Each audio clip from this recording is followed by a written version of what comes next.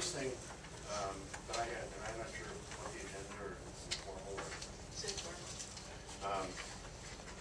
was just to give you a quick update on the roofs, that come out. So pretty close to done. Flashing's completed, edge metal's installed. We're working on some plumbing vents today, just little detail stuff. Manufacturer's rep from Johns Manville was there yesterday to look over the project as part of their warranty. They come and do an inspection. So he did like an initial inspection yesterday. Some areas that he didn't like that he told the roofer that he wanted corrected.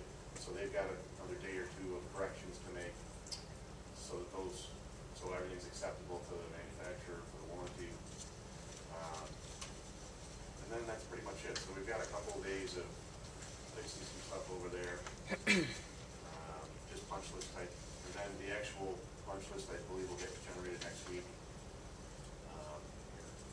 Where they'll go through on a more thorough basis and every little anything that there's an issue with, we'll review, put out a list, and then we'll work it, clearing out those items on the punch list. That's kind of where we're at from a status point of view. The last time I was here. Can I ask you to speak up, please? I can't get hard of hearing. Can you guys move up to the front row though, so it's easier too, because it's very hard. I can't really hear either. I know, right it's here. just hard though. Why don't we have you move up here so it's easier for you to hear too? Maybe get the power. Yeah. I mean, that way he's in front of the speaker though. They can pass the mic around. Hi, how are you? Good. Take this one and take that other one there. That should work. There you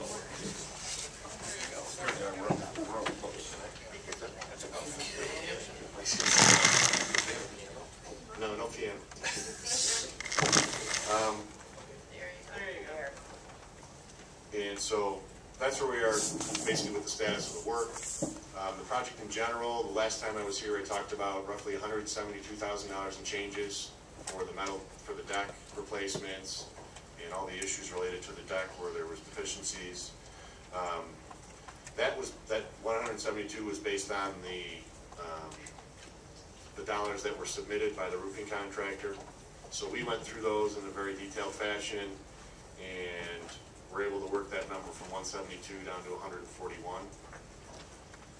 There were some credits they owed us. There was some issues with the rates that we made them lower. So we realized about $30,000 in savings based on our review of all those cost proposals.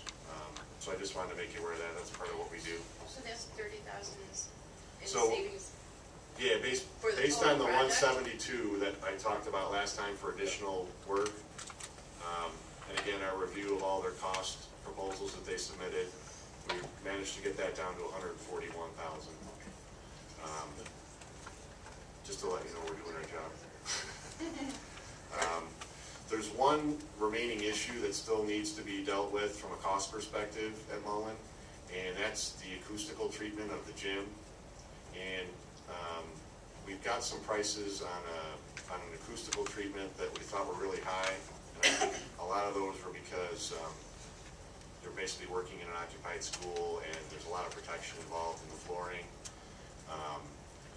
Paul Maziarz from the district actually had another solution that involved more of a coating, like a painting product versus an acoustical product. So we're in the process of gathering cost information for that, but that looks like it would be substantially less than what we were thinking it would be for the acoustical treatment.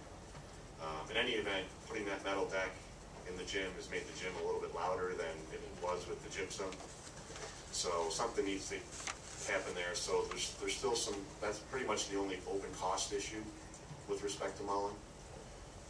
So I just wanted to make you aware of where we're at from a cost perspective. And then we're probably going to exceed the anticipated cost? No, I mean, the 172 was what I had told you, and we're down to 141, and then depending on where the painting comes in, I'm not really sure. And when you say painting, it's not just like regular paint, it's probably something thicker so that it Yeah, I absorbs think sound. Is that Paul what you're could saying, probably explain what the product is. Yeah, the painting, the lowest quote that I have so far is $8,900. It's the same gentleman that did our wellness gym 2 years ago. He also did the middle school gym when it was built.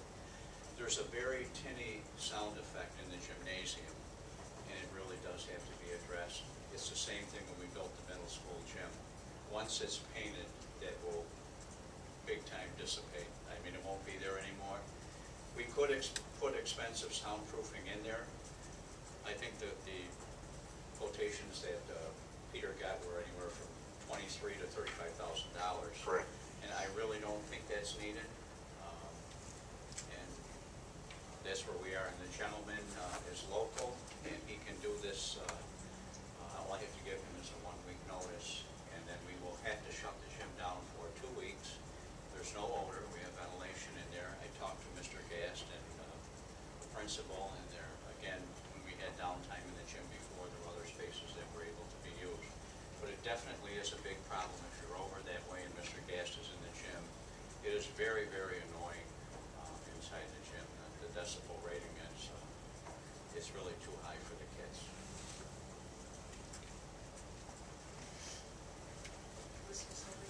I want to just question the effectiveness of the paint. And my only questioning of that, the only reason for that is these elementary schools tend to use their gyms as their auditoriums. They have musical acts, they have instructional time in there.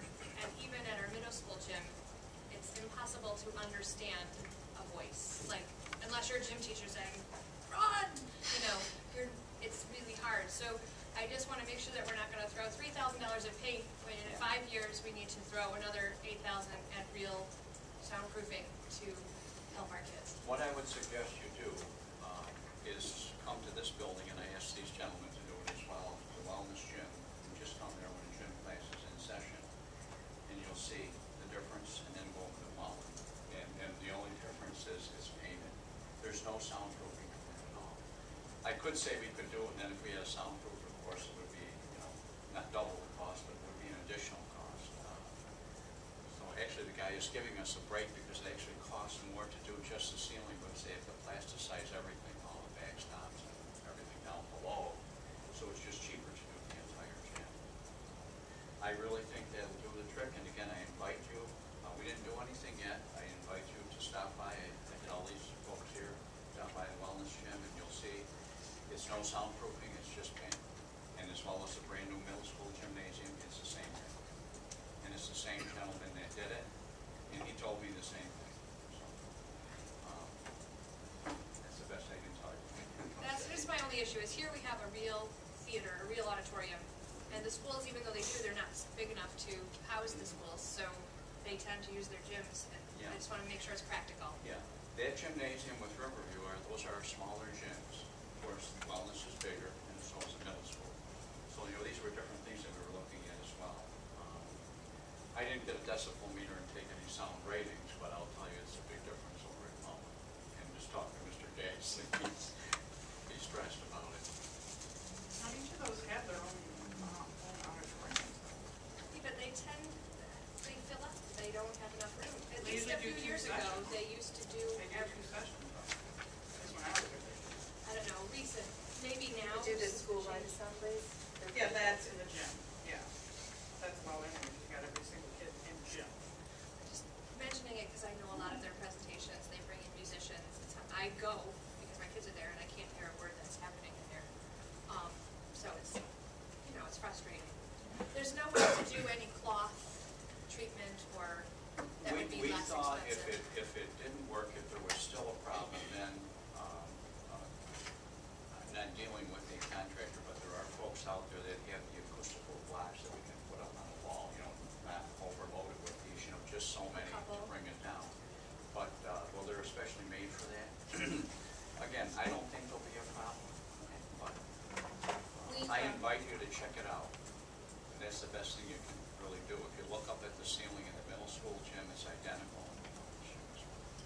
We've asked Mr. Maziarz to send us who he's worked with this product before, to send us the information so we can just take a look at it and make sure that in and of itself is going to solve the problem, or if we have to do that and add something else, and kind of do our due diligence just to make sure we're spending the money rightly.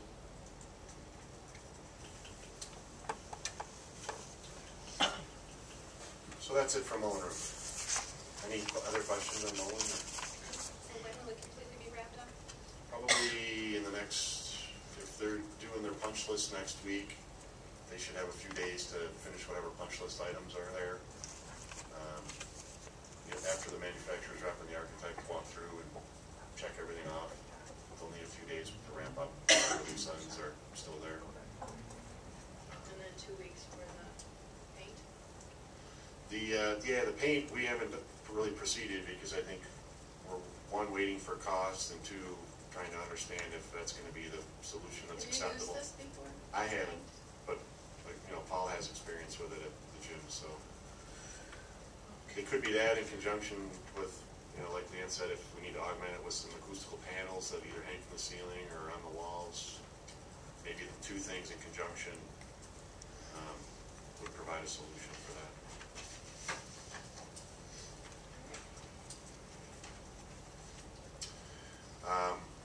To the main project, what I've handed to you tonight is a budget overview, and then attached to that is the schedule, which is 3 pages.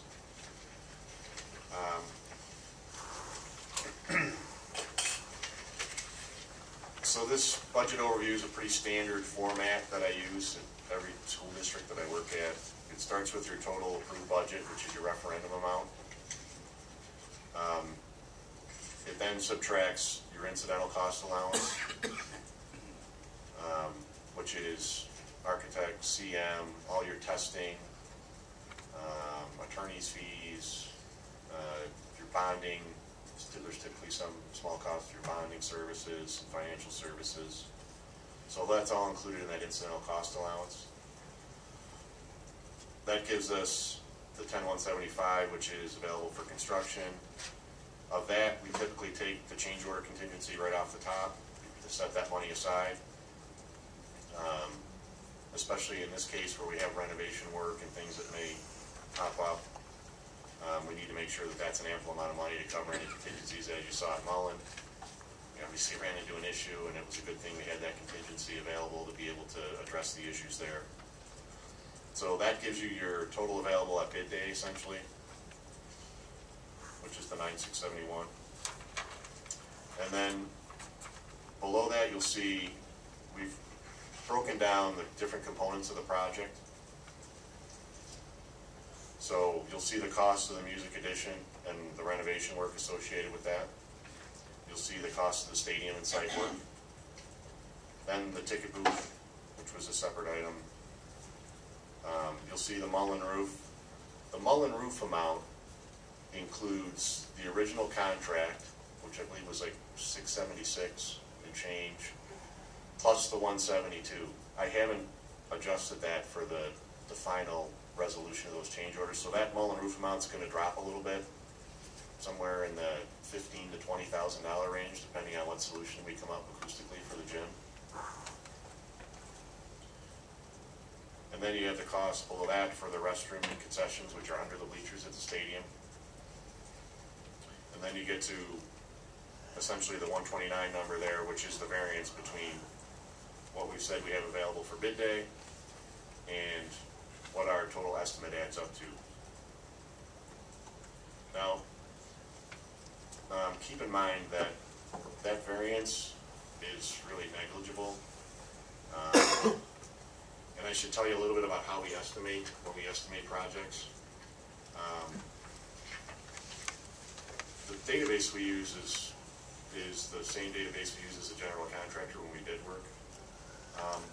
Although I think we're just a little bit more conservative. So we don't want to be the low bidder on this one, and we keep that in mind as we're doing our estimate, that we want to have a little bit more conservative outlook on the project from an estimating standpoint than if we were a bidder, but we use the same methodology essentially. So essentially we shoot to be in kind of the middle of the pack with our estimating number. You'll have a low bidder and then you'll have somebody who's high, and we try to be right in between those numbers essentially. So although it shows us $129,000 above our budgeted amount for construction, typically on bid day in a especially in this economic environment, we're gonna come in, I think, pretty substantially lower than that amount. Here's an example. In the process of us doing our site takeoff, there's a tremendous amount of site work. And you can see the stadium and site work portion is really the bulk of the project at almost $5 million. We talked to a local contractor, site contractor, and he went through our estimate line by line. And his almost exact words were, those are all great unit costs, it's going to come in 10% below that on bid day. He said, but you have to carry budget numbers, you have to carry certain dollar amounts for certain items, but him knowing the local market and him probably also being a bidder here, he said, I can tell you that it's going to come in probably 10% below what you have budgeted. So, again, I wouldn't get hung up on the fact that it's slightly over.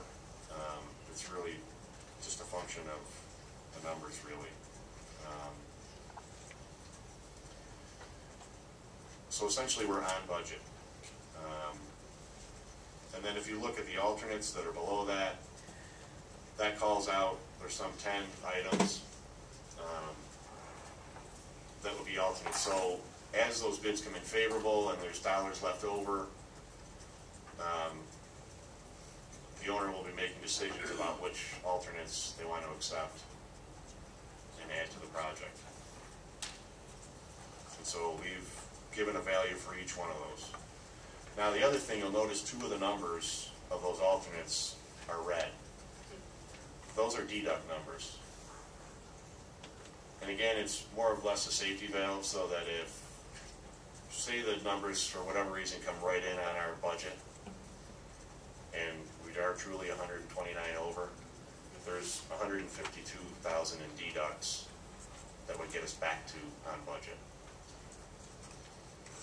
if we were to accept those 2 deducts. So that would be the turf. What does that mean? The Field turf alternate? yeah, What are you there's talking about there?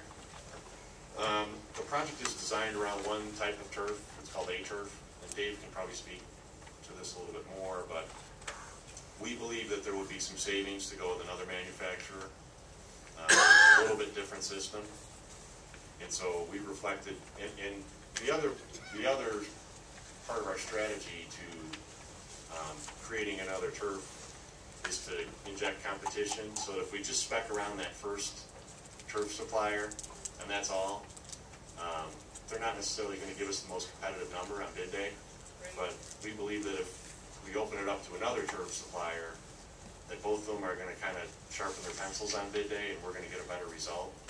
Is either more safe than the other? Not a difference in Just the quality. same? Not a difference in quality at all. It's just a difference in technology. That one emphasizes one aspect and the other emphasizes another aspect of their turf. And but the quality and safety is essentially the same. And that's a nationwide application. Both manufacturers are used nationwide. So Both manufacturers are used in professional stadiums. The one, the A-turf one, I think is in 26 NFL stadiums. Field turf, or no, field turf's in 26 NFL stadiums, and A-turf's in probably the rest of them. including Ralph Wilson Stadium. So mainly because they're the local player. So, I have a question about the ticket booth. Yep. What kind of ticket booth are we gonna have at $55,000? First of all, I don't even think we charge at any of our games besides TNT, pretty much. And I thought we were bringing up the old ticket booth more as a past memento of the old thing, but I mean, that's a lot of money for a ticket. It is. We can roll out the drawings and show you what the ticket booth looks like. That's a pretty hefty ticket booth right there. I think it's designed, and Leanne can speak to this, but I think it's designed to basically emulate the one that's at Glen's Mall. Yeah, we want to be able to recreate the look of what you have there currently, except it doesn't meet current codes as far as for accessibility and such. So it's slightly larger than what you have now, but we're using the same materials, the same proportions, the same way that the tickets are sold and entry and exit.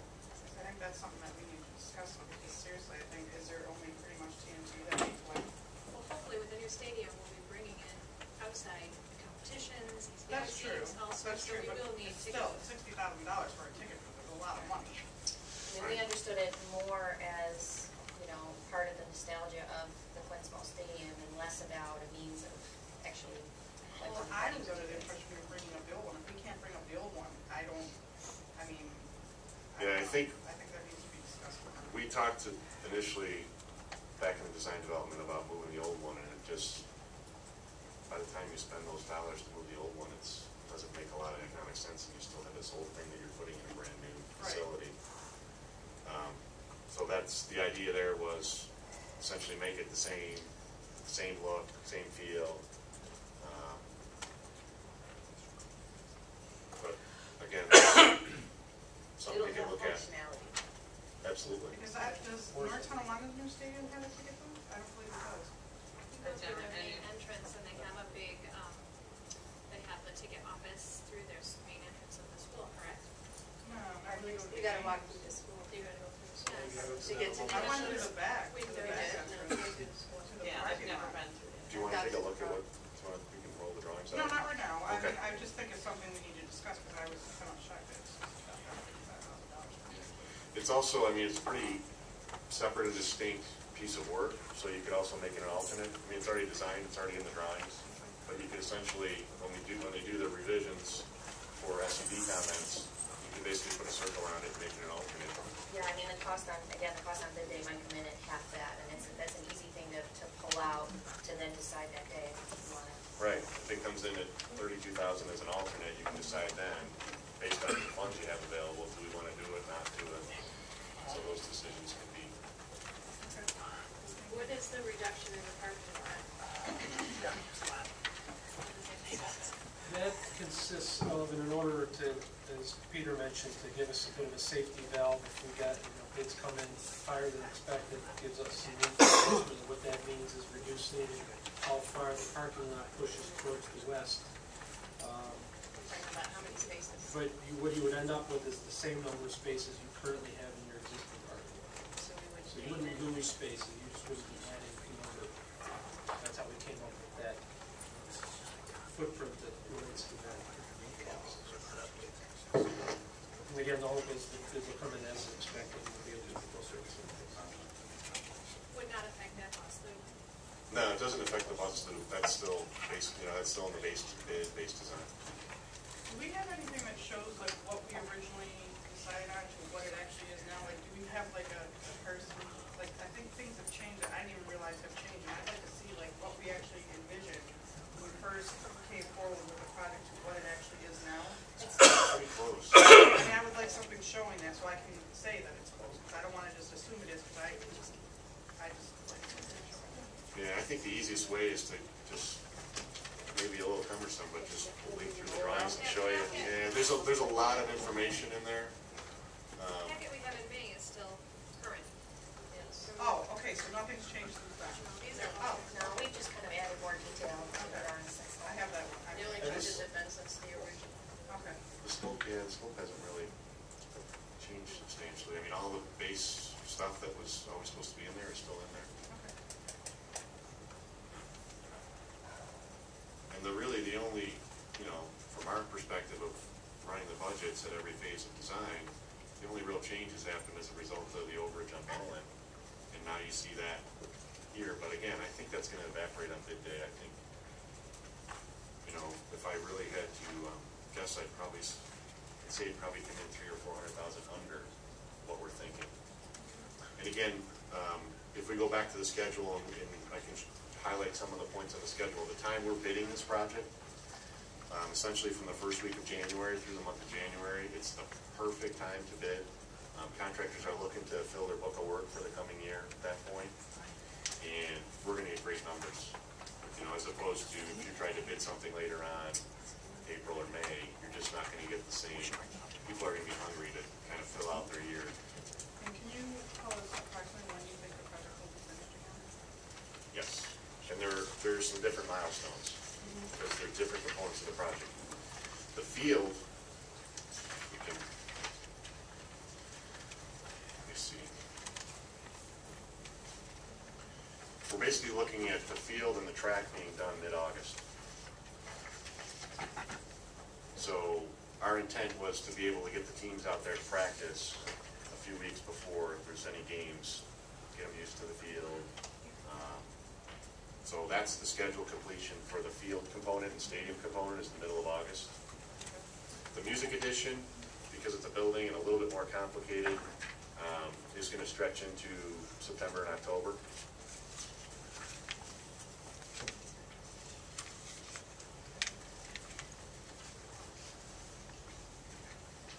I realize how small this type is. I've never had a problem seeing anything before, but Small. It's not. Just 6 months. right. Where are we in the SED process?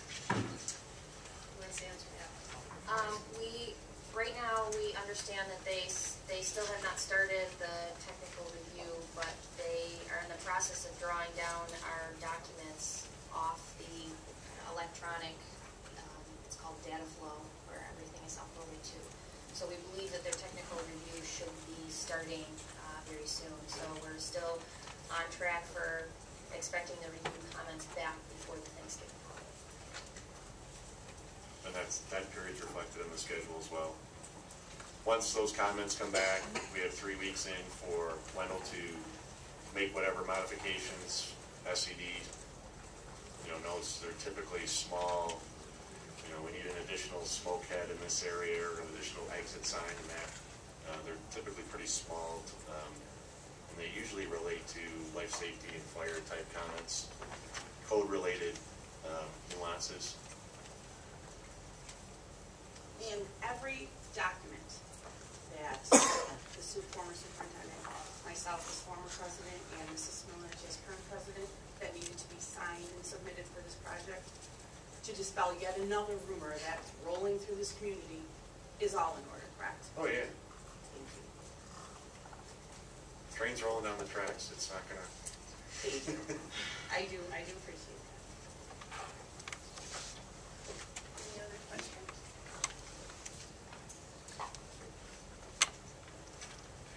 Do you have anything else you want to give us?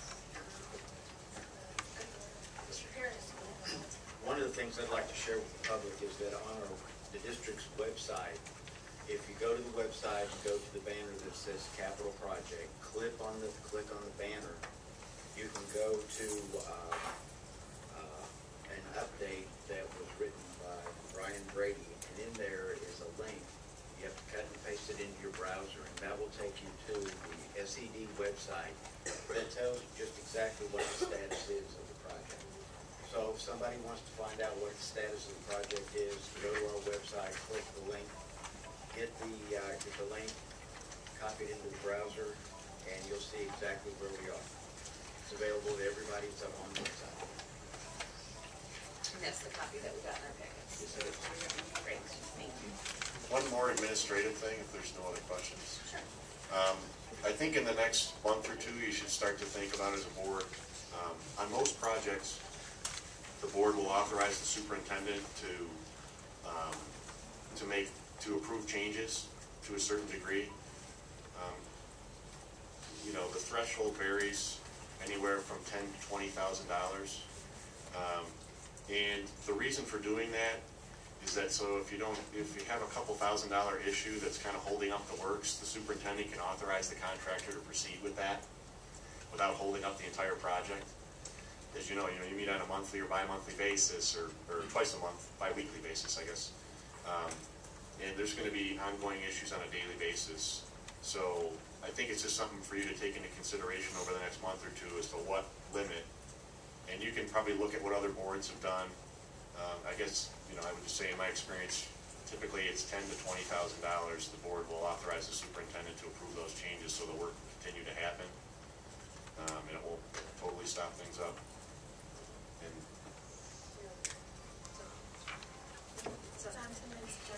oh, it is? Okay. You're ahead of me. You're way ahead of me then.